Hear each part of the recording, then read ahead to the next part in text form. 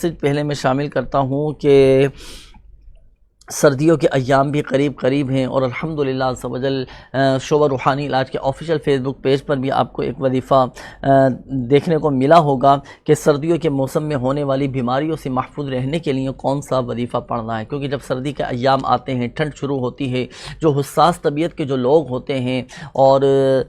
حساس طبیعت کے جو بچے ہوتے ہیں تو وہ بہت زیادہ بیمار پڑ جاتے ہیں، نزلہ ہو جاتا ہے، زکام ہو جاتا ہے، کھانسی ہو جاتی ہے، سینے میں انفیکشن ہو جاتا ہے۔ تو اللہ نہ کرے اگر اس حوالے سے کوئی بیماری، کوئی پریشانی آ جائے، سینہ خراب ہو جائے، نزلہ زکام کی شکایت رہتی ہو، تو آپ نے سورہ فاتحہ، جسے کہا جاتا ہے سورۃ الشفا، یہ سورہ فاتحہ 3 مرتبہ اول اور آخر درود پاک کے ساتھ پڑھ کر آپ نے اپنے اوپر دم کرنا ہے۔ اللہ کی رحمت سے کامیابی نصیب ہوگی اور انشاءاللہ الکریم کامیابی کے ساتھ ساتھ جو بھی آپ کی بیماریاں ہیں، تکلیفیں ہیں، وہ الحمدللہ عز و جل دور ہوتی چلی جائیں گی انشاءاللہ الکریم۔